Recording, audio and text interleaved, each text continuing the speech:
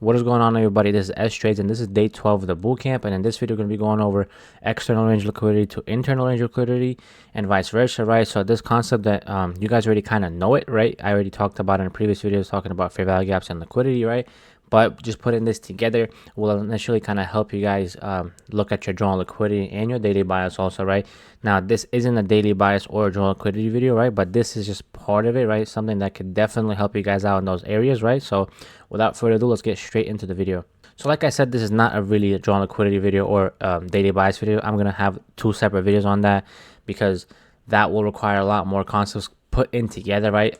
In my opinion, drawn liquidity and daily bias is not just one simple thing. Like, you're not just going to look just on the fair value gaps and just the liquidity alone and just from that alone be able to kind of see it. Although this alone, external range liquidity and internal range liquidity alone, will literally help you guys out so much. And if you guys just master this one skill, your drawn liquidity and daily bias is already ahead of a lot of other people, right? So I already talked about this concept previous in two different videos, right?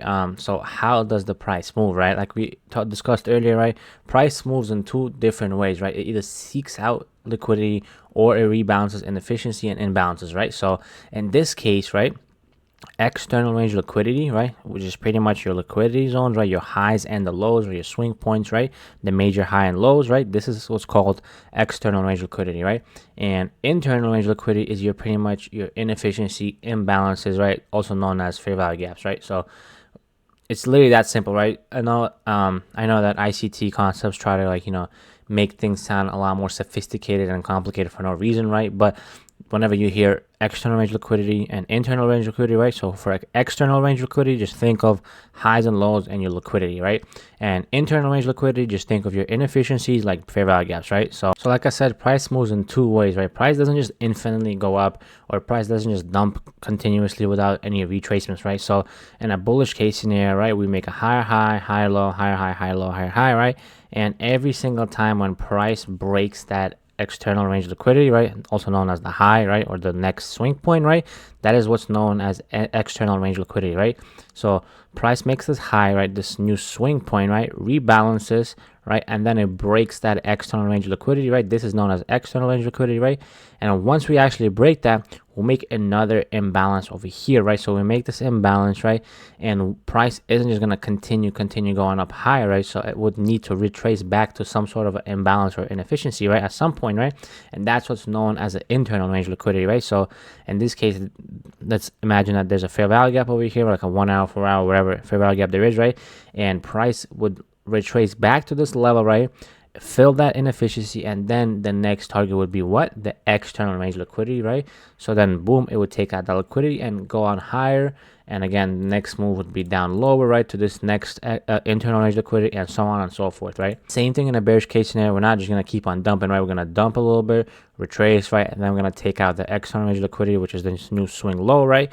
Boom, we take out that low, and then we're going to have to retrace to some sort of internal range liquidity, with this being this fair value gap, right? So we retrace low, right, for it to be fueled for the next move, right? And then the next target would be this next external range liquidity, and then boom, we'll take that out. So think of it as like price has to take one or the other, right? Price can't just be doing both at the same time, right? Price can't just be like infinitely keep on going up, taking out all the external range liquidities and just keep on going higher and higher, higher. No, it will need to retrace back to internal range liquidity, right, to then take out the next external, right? So think of it as a step, right? First, see where you are in the market, right? So let's say if you made this high, right, clear swing high, right, and then price starts to retrace to some sort of inefficiency, right, to this, let's say, fair value gap over here, right? So now you know that your market right now is rebalancing, right? It's rebalancing to some inefficiency, so it fills up this four hour fair value gap over here, and then the next target, you could already know that, all right, the next target would be this external range liquidity, right? So then boom, what happens after? Once price takes out that external range liquidity, right, and you see that price is, pushing past the high, right, then your next move wouldn't be to just enter along randomly over here and hope and pray that it's just going to keep on going higher. No, you would want to wait until price retraces back to some sort of inefficiency to then long the move, right? So once you see that price ends up taking out this external range liquidity, right, then you would look for some sort of a rebalance move right back to this internal range liquidity, right? Then once price ends up rebalancing this inefficiency, then you could start to target the next external range liquidity and so on, right? Same thing in a bearish case scenario, right? We start to dump, right? We make a clear swing low, then you could start to see some sort of a retracement back up to whatever fair value gap there might be, right? So then you're probably looking at this retracement move back down to continue your bearish trend to the external range liquidity, right? So then let's say price ends up dumping lower, taking out that external range liquidity, right? Then you won't be looking for shorts anywhere down here because you're too discounted, right? So now you want to see until price comes up a little bit to some sort of an inefficiency or imbalance, right? So once you see price coming back to this internal range liquidity, then you can start looking again for shorts, and the next target would be the next external range liquidity or the next swing low. So the way you would use is pretty much use it as context on the higher time frames, right? So you could be on an hourly, 4-hourly, daily, weekly, all these higher time frame charts, right? And it pretty much just gives you the context on where the charts are heading, where is the market currently going, right? So in this, let's say, bullish context, if you made that swing low and a swing high, right, then you could kind of start to anticipate that price would move, you know, a little lower to rebound some sort of inefficiency if there is one, right? And then once price actually does that, then your next target and the next context would be, now we're going to push up higher if we're in a bullish trend, right? Taking out the next external range liquidity, and the cycle keeps on repeating until we actually do a reversal. So now let's take a quick look at actual chart examples, right? So again, now I'm on a 4-hour time frame, right? This is kind of more on a higher time frame to kind of, like I said, give you guys context, right? So the first thing you want to do is kind of see where the ranges are, where you're currently trading in, right? So example, let's look at this trading leg, right? So the first thing that I would do, I was just pretty much just chart out the low and the high, right? So boom, this is the internal low, the external lows and highs, right? So this is the swing low and this is the swing high, right? So if we see price going up all the way, right, it's expanding, right? Like a lot of momentum, a lot of bullish moves are happening in this area, right? So once we kind of make that high and then we start to retrace back lower, right, you can now start to see where are the inefficiencies in this leg, right? So we see that there's a 4-hour fair value gap right here and a whole new week opening gap in this area, right? So this would act as a very good internal range liquidity move, right? So in this case, right, we made this move, right? Swing low, swing high, right? Now this is the external range liquidity, right? And now we're looking lower to see where's our possible internal range liquidities, where our fair value gaps are, where our imbalances are. So in this case, this is a very, very likely chance for price to come down lower, tap into this new week opening gap and this 4-hour fair value gap, and then that would be the fuel to go up higher, right? So, and also in this leg, right, so once we start to kind of retrace, you could also take some shorts back down to this internal range liquidity, right? So it doesn't necessarily mean that you just have to, just because we're in a bullish trend, you just have to wait until this internal range gets hit and then start to look for longs. Obviously that'll be a more higher probability because we're in a bullish trend, but it doesn't mean that you necessarily can't take, bearish plays down, to the internal range liquidity. It would just be kind of more riskier because you don't really know exactly when that reversal point is at. So, it would be better for you to wait and actually kind of follow along with the bullish bias, right? So if you skip over, right, see what happens, right? Price, slowly start to push low, right? And then boom, we get that tap, right? Once price ends up tapping that internal range liquidity, right? And even if you go on a little lower time frame, right, we make that liquidity sweep down here, right? This is an important low, tap into this new week opening gap, and now once we tap and start to see a little reaction back up higher, right, now we can start to target the next external range liquidity, which is this swing high, right? We could see that price ends up, going higher, right? So in this leg, right, once we tap in that internal range liquidity, right, we can now expect this external range liquidity to get taken, right? So now once we took out this external range liquidity, now we're not going to be trying to look for longs all the way at the top over here because we're super up in premium, right? So now we're going to be looking for some sort of a retracement down lower, back down to one of these inefficiencies. So again, we're not longing at the top over here, right? We're looking for some sort of retracement now because the objective got taken, right? This external range liquidity, which was our draw on liquidity, ended up getting taken, and now we have to wait until it retraces back down to one of these inefficiencies, right? So we have multiple in this leg, right? So this is the most obvious one that I see right now, and then also this one below. We also have this 4-hour, but this is still pretty high in premium, right? So more of discount, in my opinion, would be better. So let's see how price reacts. So boom, we tap into this discounted, right? But we also come down lower to this 4-hour fair value gap that I marked, right? So it doesn't necessarily have to fill it up all the way, right? Once it tapped, now the inefficiencies are getting rebalanced, right? So once price ends up tapping, right, we see that we just get an immediate reaction up high, right? So in this case, this was our external range liquidity and this was our internal range liquidity, right?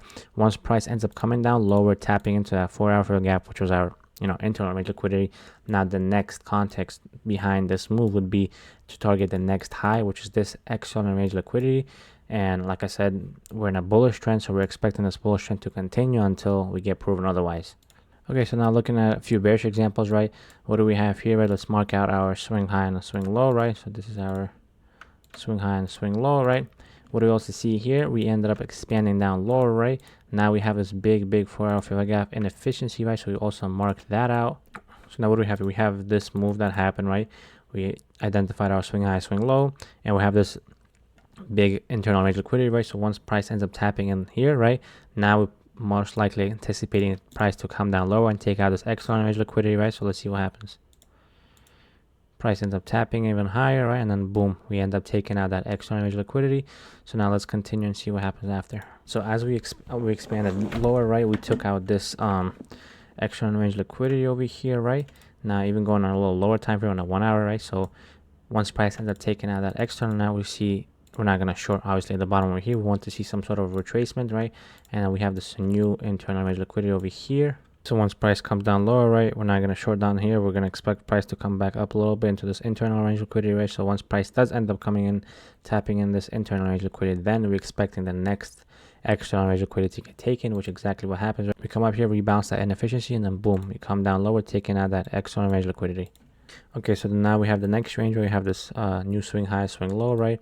Price ends up coming down here, right? We have this new external range liquidity getting formed and this internal range liquidity that already got formed, right? So now we're expecting price to come up high, right, to this internal range liquidity to fill that inefficiency, to then have that as a fuel to come down back lower and continue our bearish trend, right? So we're not shorting down over here because we're too in discount. We got to go up a little bit in premium, right? So this 1 hour fill that gap is what I'm looking at, and taking a quick look at the price, right? We start to come up, boom, we fill that internal range liquidity. Now our context is switching back down to this external range liquidity, and now we start to have this as our drawn liquidity, right? So let's see what happens, right? Price could also fill up that inefficiency multiple times, right? It doesn't just have to tap one time and just completely shoot down lower and higher, right? So they could also look a little ugly like this, right? So you're not necessarily going to be always having those perfect clear, higher highs and higher lows, right? So once price ends up filling out this internal range liquidity, right, we have multiple other internal range liquidities and external liquidities getting formed within this range, right? So if you took a quick look at this range, our initial range, right? So this was our main target, right? This is our main context that we're looking at, this external range liquidity, right? But within that context, we also have smaller time frame, right? So we have this new range that gets formed, right? This new swing high, this new swing low, right? So now we also have these two new inefficiencies that could also form, right? So we have this new internal, right, range liquidity that is over here, and price ends up coming up, right, sweeping this high, but also filling out this internal range liquidity, and our final external range liquidity gets finally hit, right? So it doesn't always look crystal clear like this, right? A high, low, no, keep on dumping.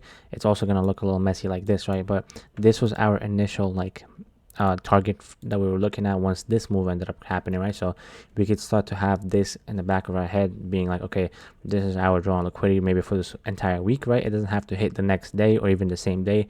It could go ahead and hit it maybe like by the midweek or the next week or something like that. So in this case, right, this is our target for the whole entire week, right? We ended up forming this one, and then we ended up actually hitting that in 2 days. We ended up hitting it 2 days later, and this happens on like higher time frames, like the daily ones as well. So what do we have here? We have our new swing high and new swing low, right? We marked that out, right? Now if we have a higher time frame fair value gap in this leg, it would be even better, right? So let's say we go on a higher time frame, which is the daily in this case, right? This new daily fair value gap that ended up opening up, right? So this is going to be acting as our new internal range liquidity, right? And this would be our next external range liquidity. Now going back on the 4 hour, right?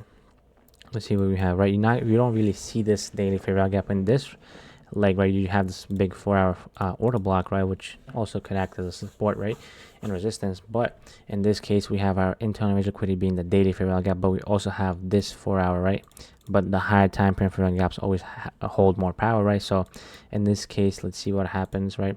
We end up opening high, right, into this internal range liquidity, which is our daily fair value gap, right? So once we do that, our next context, our next target would be this external range liquidity now, because this context ended up filling, right? We ended up completing this step of the rebalance, right? So now let's see what happens. Price ends up playing around a little bit, coming even higher, right? And then our external range liquidity gets taken out.